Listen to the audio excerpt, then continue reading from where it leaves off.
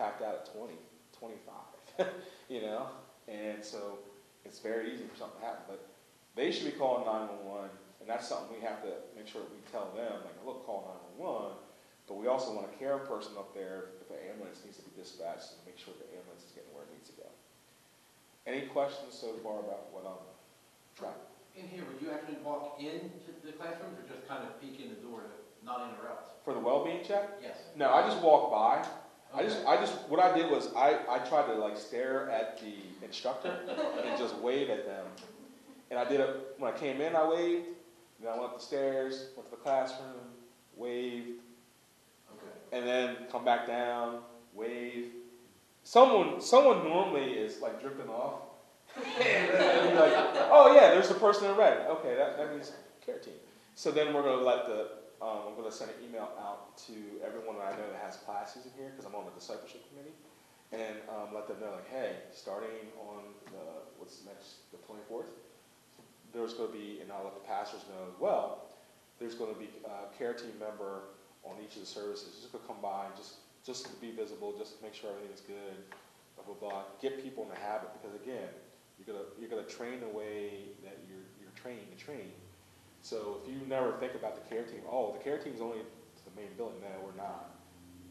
Our responsibility, if anyone comes on this property, is to make sure they get the care.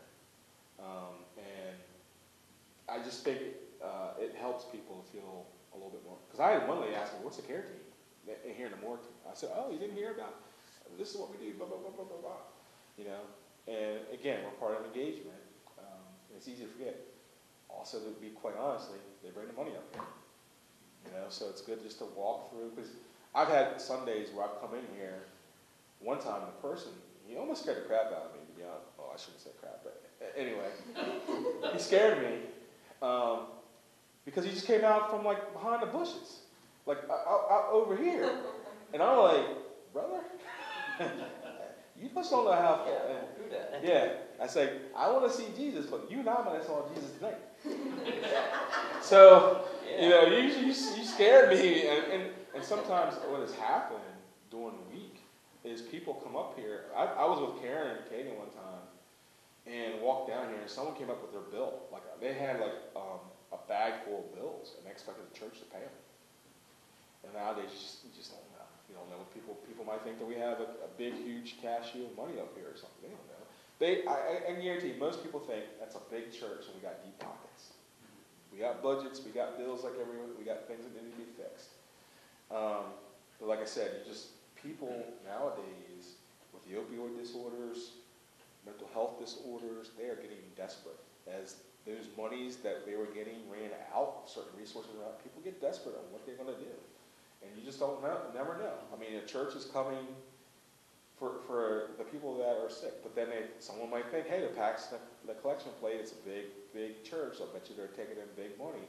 Or you don't know who's been watching what we're doing, our procedures, about bringing money up here, how we do the deposits, I made a whole lifetime of being paranoid. That's how my career is. So I'm sitting here and I'm like, you just never know. And you're watching and people come in and you want to think people have the best intentions. That's always my goal. Think that everyone has the best intentions, but as a shepherd, I know there's wolves always knocking at the door, and you have to be.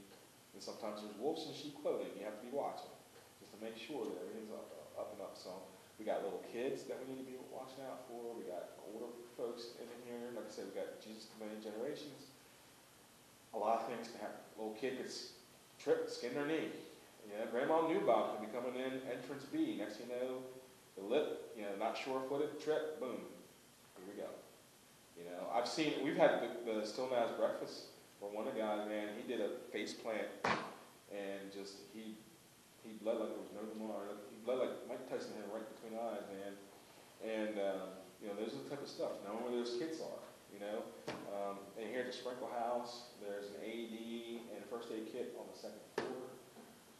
As we go through, I'm going to try and do pictures and just make sure that we're as informed as possible, knowing what's going on. When in the main building down the church, where the Welcome Center, or the Welcome Information Center there, where they were selling the tickets for the jerk chicken dinner, where the bulletins are sitting at, there's a first aid kit under there. I saw something happen this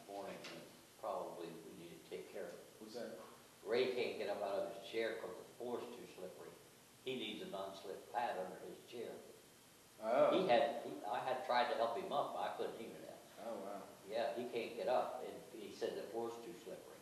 Your feet slip out from underneath this chair when he's trying to get up. Oh, yeah, we definitely need to address Yeah, that. I think something should be done about that. Okay, yep. That's for sure. Because he has Doesn't served, have a handicap. yeah, he has served this church very well to make sure we don't take, I always call him Yeah, general. I figured you just want to take care of him. Yeah, yeah, we want to take care of everyone, but we definitely want to Yeah. make sure the general's okay. Right. Also, I'm sure you're very much aware of it, I'm sure it's in your plans, but evacuation. But we sometimes, not today, but need a plan, because I have no idea if there would be evacuation, Yeah. how to try to guide. So my plan is to get with the pastors, because I think, I'm not sure if they do, I'm assuming that they do this annually, but we need to have an annual just review of that. Like I said, we need to have kind of an all hands on deck type of drill, what's going to go on, give a scenario based thing, hey, you know, blah, blah, blah, where are we going to put everyone, because it does get swampy when you're coming out, as you're in the Family Life Center, you got those set of doors and go down like the hill and come over, it gets swampy over there, but you need to get them away from, what's that? My sister just went to look. Oh. Just give me an napkin. Clean up on aisle 12. Look at you, Tara. You're jumping into that care team role. So you know, those are the things that we definitely need to be looking at. I know the pastors are always, you know, concerned about that because even the insurance companies, Brotherhood Insurance Company, which seems to assure a lot of churches, they have that. Living Word has a kit that I want to get that has training DVDs.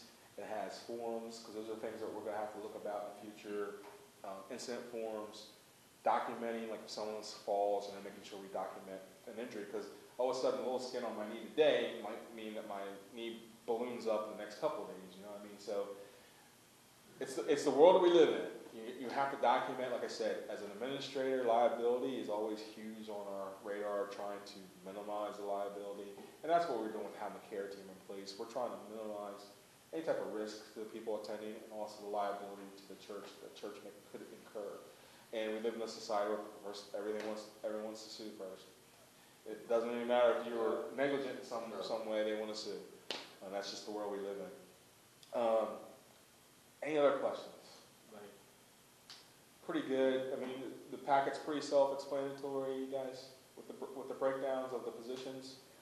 And these will change it. And if you have some ideas, if you're doing these positions and you notice something or whatever, please email me so that me, Jeff, and Dustin can talk about it. Then we get with the pastors and just talk about the observations, because everybody wants to make sure that Stone Meadow is the safest place for people to attend and worship and just have a great time. I mean, and again, it is a ministry, what we're doing here. It's a way to serve God's people and to help kind of protect them at the same time. So I really, that's all I kind of have right now, unless you all have something. And then the information packets that you completed, if you leave them with me, so I can start looking at them and trying to figure out. Then I'll email, you'll probably see this come out in email too, to try to get it to the other folks, so I can have a better idea of who's available for what and when. Could Terry give me hers? Did she take all of it? When she took her questionnaire, I didn't tell her. So I'm going to stop this. See it laying around like she must have. Wait, no question.